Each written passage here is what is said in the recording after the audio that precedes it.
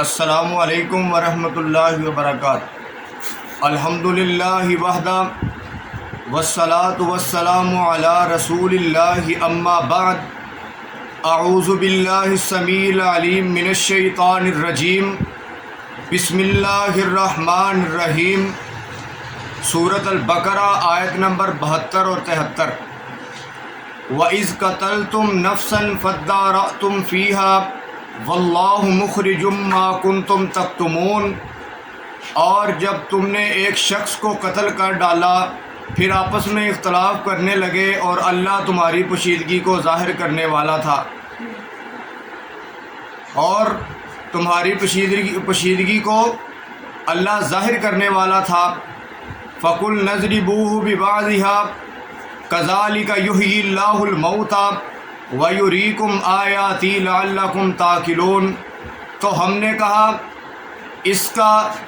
اس پر ایک ٹکڑا، کوئی ٹکڑا مارو، اس طرح اللہ مردوں کو زندہ کرتا اور تمہیں اپنی نشانیاں دکھاتا ہے تاکہ تم سمجھو۔ لعلکم تعقلون۔ بنی اسرائیل کے ایک شخص نے کسی دوسرے شخص کو قتل کر دیا، اور جو جانتے تھے اس بارے میں کہ کس نے قتل کیا ہے، ان لوگوں نے کیا کیا، اس قتل کو چھپانے کے لیے انہوں نے وہ اس قتل کو چھپایا۔ یہ نہیں بتایا کہ اس بندے نے اس کو قتل کیا ہے، اس بات کو چھپا دیا کہ کس نے قتل کیا ہے۔ تو اللہ تعالیٰ نے فرمایا کہ میں تمہاری یہ جو تم چھپا رہے تھے، میں اس کو ظاہر کرنے لگا۔ کس طرح کہ گائے کا ہے کوئی ٹکڑا، اس پر مارو، اس مردے پر، تو اس طرح یہ زندہ ہو جائے گا۔ اللہ مردوں کو اس طرح اللہ فرماتا ہے میں زندہ کرتا ہوں اور پتہ چل جائے گا۔ تو آیت سے یہ تو صاف ظاہر ہے کہ کسی بنی اسرائیل کے شخص نے دوسرے شخص کو قتل کر دیا۔ تفسیر میں اب یہ ہے کہ ایک مالدار آدمی تھا، اس کے بھتیجے نے اس کو قتل کیا کہ میں اس کے اوپر قبضہ کروں، اس کے مال کے اوپر، تو اس لیے اس نے اس کو قتل کیا اور دوسروں کے دروازے کے آگے لاش رکھ دی۔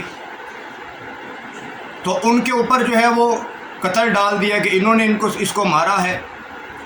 تو حافظ ابن کثیر رحمہ اللہ فرماتے ہیں کہ یہ جو واقعہ ہے اس کی تفصیلات یہ لی گئی ہیں اسرائیلی روایات سے۔ ان پر کھلا اعتماد کرنا وہ ٹھیک نہیں ہے۔ یہ اسرائیلی روایات جو ہیں ان پر کھلا اعتماد نہیں کرنا چاہیے۔ تو بہرحال انہوں نے قتل کیا، اللہ تعالیٰ پوشیدگی کو ظاہر کرنے لگا تھا۔ کس طرح؟ اچھا، ایک بات اور ہے کہ جب ان کا جھگڑا ہو گیا نا، آپس اندر جھگڑنے لگے، دونوں فریق وہ جھگڑا شروع ہونے لگا، تو بیچ میں سے بولے کہ جو اللہ کا رسول ہے نا موسیٰ علیہ السلام، اسے جا کے کہو کوئی اس کا حل نکال لے۔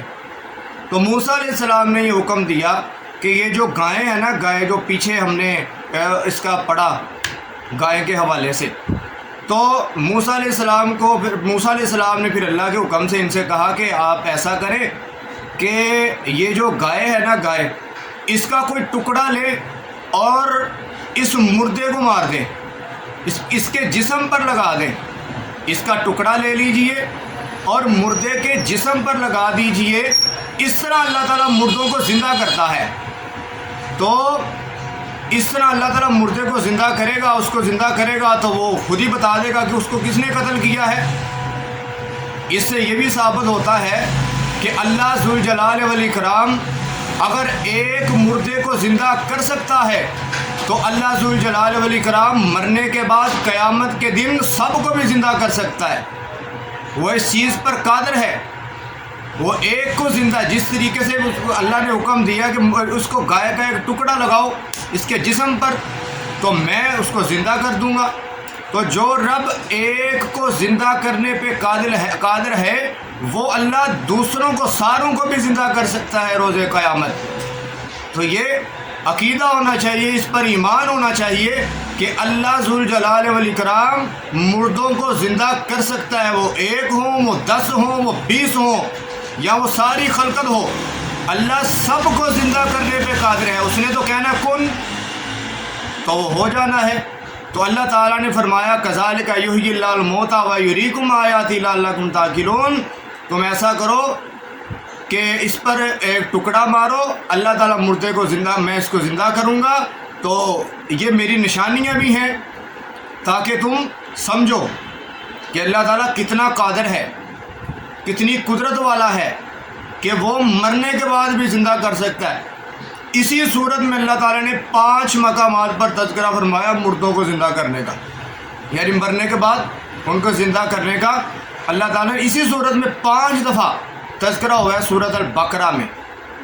تو یہ جو آج کا جو سبق ہے اس کی تفصیلات جو ہے یہ یہاں سے لی گئی تھیں بنی اسرائیل سے، تو ان پر اعتماد کرنا کوئی زیادہ ٹھیک نہیں ہے چونکہ یہ اسرائیلی روایات ہیں، تو یہ کوئی حدیث میں تو واقعہ آیا نہیں۔ بہرحال ان آیات سے جو سبق ہمیں ملتا ہے وہ یہ ہے کہ اللہ تعالیٰ بڑا قادر ہے، بڑی قدرت والا ہے، اور وہ جہاں ایک کو زندہ کر سکتا ہے وہاں وہ سب کو بھی زندہ کر سکتا ہے۔ تو لوگ کہتے ہیں مر جائیں گے جو جناب یہ ہو جائے گا وہ ہو جائے گا، اب کیسے زندہ کرے گا رب، یہ ہوگا تو وہ ہوگا، تو اس سے ہمیں پتہ چلتا ہے کہ وہ اللہ زندہ کرنے پہ قادر ہے۔ اللہ کا ملاکمین ہمیں اللہ ذوالجلال والاکرام کے بتائے ہوئے احکامات کے مطابق، قرآن و سنت کے مطابق زندگی بسر کرنے کی توفیق عطا فرمائے۔ وما علینا الا البلاغ المبین۔